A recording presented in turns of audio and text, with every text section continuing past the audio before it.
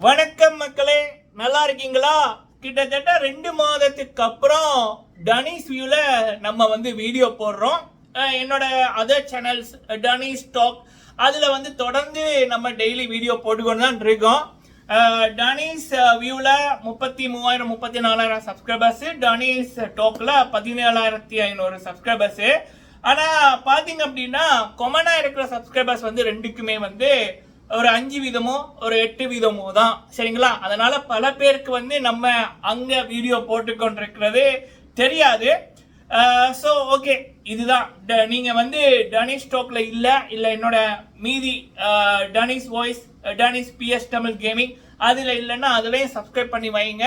நம்ம தொடர்ச்சியா வீடியோக்கள் போட்டுக்கொண்டு தான் இருப்போம். இனிமேல் இந்த சேனல் டனிஷ் வியூலையும் தொடர்ந்து வீடியோக்கள் வரும். சரி, நம்ம அங்க வீடியோ போடுறது தெரியாம hi bro, how are you, எப்படி இருக்கீங்க, என்னாச்சு அப்படின்னு மெசேஜ் பண்ண நினைத்த நல்ல இதயங்கள் எல்லோருக்கும் நன்றிகள் பல, சரிங்களா?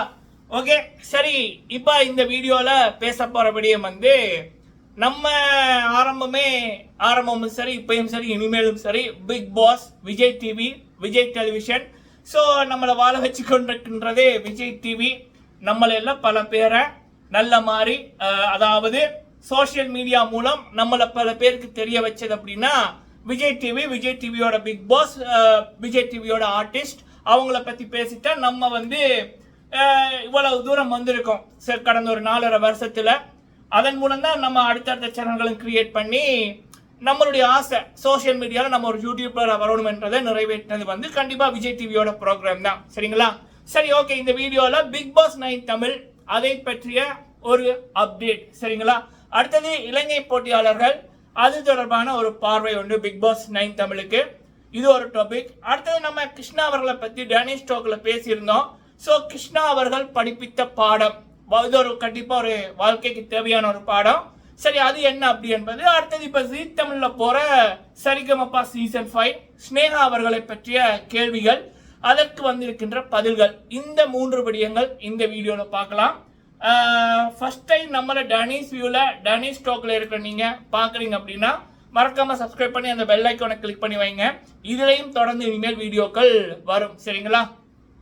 ஓகே, முதலாவது விடயம், பிக் பாஸ் 9 தமிழ் எப்ப ஆரம்பிக்கும் அப்படின்னா கண்டிப்பா நம்ம இதை போன சீசன் பிக் பாஸ் 8 தமிழ் முடியக்குள்ளே நம்ம சொல்லியிருந்தோம். அக்டோபர் மாதம் முதலாவது வீக் அல்லது 2வது வீக் வருகின்ற ஒரு ஞாயிற்றுக்கிழமையில பிக் பாஸ் 9 தமிழ் ஆரம்பிக்கும், சரிங்களா? ஸோ அக்டோபர் 2025 ஃபர்ஸ்ட் வீக் அல்லது செகண்ட் வீக் வருகின்ற சண்டே, அதுல பிக் பாஸ் 9 தமிழ் ஆரம்பிக்கும்.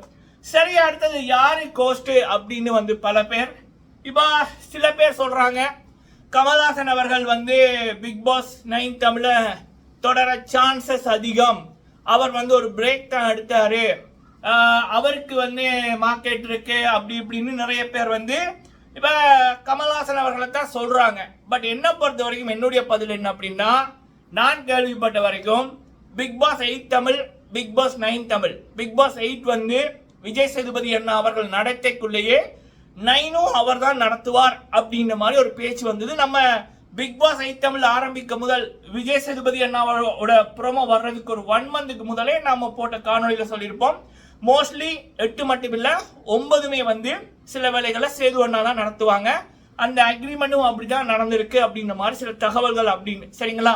சோ என்ன கேட்டீங்க அப்படின்னா பிக் பாஸ் 9 தமிழ் கமல்ஹாசன் அவர்கள் தான் நடத்துவாரா 100%? சில பேர் சொல்றாங்க. உண்மையானா உண்மை இப்ப வரைக்கும் இல்ல, சரிங்களா? என்ன பொறுத்த வரைக்கும் கமல்ஹாசன் அவர்களா விஜய் சேதுபதி அவர்களா அப்படின்னுக்குள்ள விஜய் சேதுபதி அவர்களுக்கு தான் இப்போ இந்த ஜூன் மாதம் வரைக்கும், இந்த 4ஆம் தேதி வரைக்கும் நமக்கு கிடைக்கின்ற தகவல்களின்படி அதிகமான சான்சஸ் இருக்கு, சரியா? சோ பிக் பாஸ் 9 தமிழ் இப்ப வரைக்கும் முன்னுக்கு ஓடிக்கொண்டிருக்கின்ற குதிரை யார் அப்படின்னா நம்ம சேது அண்ணா, விஜய் சேதுபதி அண்ணா அவர்கள். சரி, என்னுடைய விருப்பம், என்னுடைய ஒப்பீனியன், கமல்ஹாசன் அவர்களா சேதுபதி அவர்களா அப்படின்னுக்குள்ள நான் எப்பயோ பதில் சொல்லிட்டேன். சீசன் 7 முடியக்குள்ளேயே கமல்ஹாசன் அவர்களை பிக் பாஸ் மேடையில பார்க்கக்குள்ள கண்டிப்பா பிரதீப் பண்ணனி அப்படின்ற ஒருத்தருடைய முகம் தான் நமக்கு ஞாபகம் வரும்.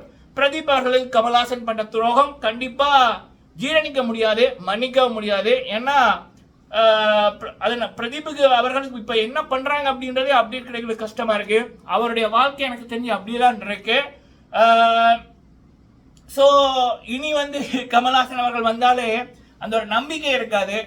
மாயா தான் திரும்ப திரும்ப ஞாபகம் வருவாங்க. மாயா, பூர்ணிமா தான் அந்த ஃபேவர்ஸ் தான் ஞாபகம் வரும். ஸோ இப்போ என்னுடைய ஒப்பீனியன் படி அவர் பிக் பாஸ் ரசிகரா வருகிறா வந்து கமல்ஹாசன் அவர்கள் இனிமேல் பண்ணா அந்த நம்பிக்கையும் இருக்காது, நல்லாவும் இருக்காது. அதனாலேயே சேது அண்ணா அவர்கள் சீசன் 8 வெற்றிகரமாக நடத்தினாரு. மக்கள் விருப்பப்படி மிஸ்டர் முத்துக்குமரன் அவர்கள், தி கிரேட் முத்துக்குமரன் அவர்கள் டைட்டில் அடிச்சாரு. அது நம்ம முதல் நாளே சொல்லிட்டோம். எல்லா சீசனும் நம்ம முதல் நாளே சொல்றோம் வின்னர் யாருன்னு. அதே போல சரியா நடந்தது.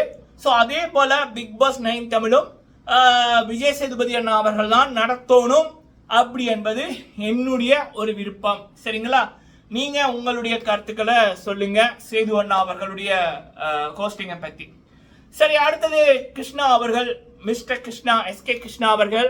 ஸோ பொதுவாக இந்த சேனல்ல இருக்கிறவங்களுக்கு நம்ம ஒரு 6 வீடியோ போட்டிருப்போம் கிருஷ்ணா அவர்களை பத்தி. சிம்பிள், ஒரு 300 ரூபா டிஷர்ட் போட்டவன் அவனோட வளர்ச்சி மூலம், யூடியூப் வருமானம் மூலம் ஒரு 3000 ரூபா டிஷர்ட் போடக்குள்ள சில கேடுகட்ட வைத்தறிச்சல் பிடிச்ச ஜாதி வரி பிடிச்ச மனித மிருகங்கள் வந்து நீ எப்படி இப்படி போடலாம், கூலி தொழிலாளியோட மகன் கூலி தொழிலாளியத்தான் இருக்கணும், சைக்கிள் ஓட்டுற பரம்பரை சைக்கிள் தான் ஓட்டணும் அப்படின்ற வன்மத்துல அந்த நபரை மக்களுக்கு ஒரு நெகட்டிவிட்டியா காமிக்கிறது, சோசியல் மீடியால காசை கொடுத்து பல பேரை பேச வச்சு நிறைய விடயங்கள் பண்ணார்கள்.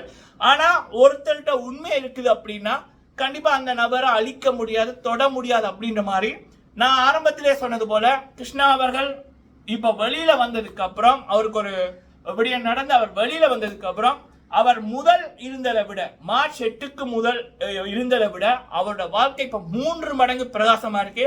இப்ப யூரோப் ஃபுல்லா சுத்தி கொண்டிருக்காரு. முதல் இருந்ததை விட இப்ப யூடியூப் வருமானம் 4-5 மடங்கு அதிகரிச்சிருக்கு. அதாவது கடவுளை நம்பினவங்களுக்கு, உண்மை இருக்கிறவங்களுக்கு எந்த தீய சக்தியும் எந்த விதமான அந்த பணம் படிச்சவங்களாலையும் தொடக்கூட முடியாது அப்படி என்பதற்கு எஸ்கே கிருஷ்ணா அவர்கள் சிறந்த ஒரு உதாரணம். பல பேருக்கு மிஸ்டர் கிருஷ்ணா அவர்கள் படிப்பித்து கொண்டிருக்கின்ற ஒரு பாடம். சரிங்களா? கடவுளை முன்னுக்கு வைங்க, அந்த கடவுளை தாண்டி எந்த தீய சக்தியும் உங்களை நெருங்காது அப்படின்ற மாதிரி கிருஷ்ணாவின் வாழ்க்கை பல பேருக்கு, பல இளைஞர்களுக்கு இன்று முன்னுதாரணமா இருக்கு. சிறப்பு.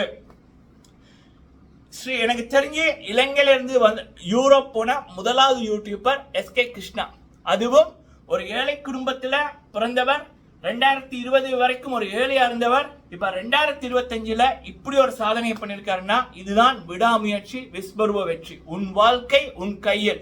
1000 பேர் நீ தோத்துட்ட அப்படின்னு சொன்னாலும் நீயா அதை அக்செப்ட் பண்ற வரைக்கும் உன்னோட வாழ்க்கையை யாராலும் வீழ்த்த முடியாது, அழிக்க முடியாது என்பதற்கும் கிருஷ்ணா ஒரு உதாரணம். ஓகே, அடுத்தது வந்து ஸ்னேகா அவர்கள், ஜீ தமிழோட சரிகமப்பா சீசன் 5 ஸ்னேகா அவர்கள். ஸோ அவங்களுக்கு என்ன நடக்குது அப்படி என்பதை பல பேர் இப்போ பேசிக்கொண்டிருக்காங்க. நம்ம டானிஷ் டாக்ல நிறைய வீடியோக்கள் போட்டிருக்கோம். ஸோ இந்த சேனல்ல புதுசா பார்க்குறவங்களுக்கு என்னோட கருத்து என்னன்னா, இதே மாதிரி தான் கிருஷ்ணாக்கு எப்படி ஒரு ஏழை இப்போ இன்னைக்கு யூரோ ஃபுல்லா சுத்துறான், கார் வாங்கிட்டான் அப்படின்னு அப்படி ஒரு வைத்தறிச்சல் பிடிச்ச கூட்டம், ஜாதி வரி பிடிச்ச கூட்டம், பணவரி பிடிச்ச கூட்டம், ஏழை வந்து பணக்கான வர விரும்பாத அந்த கூட்டம் எப்படி ஒரு சதி பண்ணிச்சோ அதே போல இலங்கையை பொறுத்த வரைக்கும் மலையகம் அப்படின்னுக்குள்ள அங்க கஷ்டப்பட்ட மக்கள் இருக்காங்க, நிறைய வறுமையில வாடுற மக்கள் இருக்காங்க. ஸோ அப்ப அங்க இருந்து ஒரு பொண்ணு ஜீ தமிழ் போன்ற ஒரு மேடைக்கு வந்தா எப்படி வைரலாம் எரியும், அந்த வைரல் எல்லாம் எரிஞ்சா என்னெல்லாம் பண்ணும், எப்படி பொய்கள் எல்லாம் சொல்லும், அந்த பெண்ணுக்கு எப்படி ஒரு நெகட்டிவிட்டியை கொடுக்கும், அந்த பெண்ணை எடுத்து அந்த நிகழ்ச்சிக்கு எப்படி ஒரு நெகட்டிவிட்டியை கொடுக்கும், நீ எப்படிதான் நீ மலையாளத்துல இருந்து எடுப்ப அப்படின்ற மாதிரி ஒரு வன்மத்தை கொட்டும். அதன் வெளிப்பாட நடந்து கொண்டிருக்கின்ற விடயங்கள் தான் சினேகா அவர்களை பற்றி வருகின்ற பொய்யான விடயங்கள். அப்ப இப்படித்தான் வாழ்க்கையில கஷ்டப்பட்டவன் முன்னுக்கு வரைக்குள்ள, இல்ல ஒரு கீழ் ஜாதியில இருக்கவங்க முன்னுக்கு வரைக்குள்ள இப்படிப்பட்ட மனித மிருகங்கள் குறைப்பது வழக்கம். நம்ம பல வருடங்களாக பார்த்திருக்கோம், பல பேரோட வாழ்க்கையில நடந்ததை பேசியிருக்கோம். அதே போலதான் அந்த சினேகான்ற அந்த அப்பாவி பெண்ணுக்கு நடந்து கொண்டிருக்கு. ஆனா பழுக்கிற மரமையில தான் கல்லடிப்படும். ஸோ கண்டிப்பா இந்த பொண்ணு ஜீ தமிழ் மூலம் அவங்களோட வாழ்க்கை பிரகாசமா இருக்கும். அவங்க வந்த ஊருக்கும் சரி அந்த நாட்டுக்கும் சரி ஸ்னேகா அவர்கள் ஒரு பெருமையை சேர்த்து கொடுப்பாங்க. போன சீசன் ஜீ தமிழுக்கு போன அஸ்தானி கில்மிசா அவர்கள் எவ்வளவு ஒரு பெருமையை சேர்த்தாங்களோ அதே போல கண்டிப்பா ஸ்னேகா அவர்கள் பண்ணுவாங்க அப்படி என்பதுல எந்த வித டவுட்டுமே இல்லை. சரிங்களா? ஸோ இந்த விடயங்களை நான் இந்த வீடியோல பேசியிருக்கேன். நீங்க உங்களுடைய கருத்துக்களை சொல்லுங்க. ஃபர்ஸ்ட் டைம் டானிஷ் டாக்ல இருக்கிற நீங்க இந்த காணொலியை டானிஷ் வியூல பாக்குறீங்கன்னா இந்த சேனலை சப்ஸ்கிரைப் பண்ணி உங்களுடைய ஆதரவை தவறாம தாங்க. நன்றி.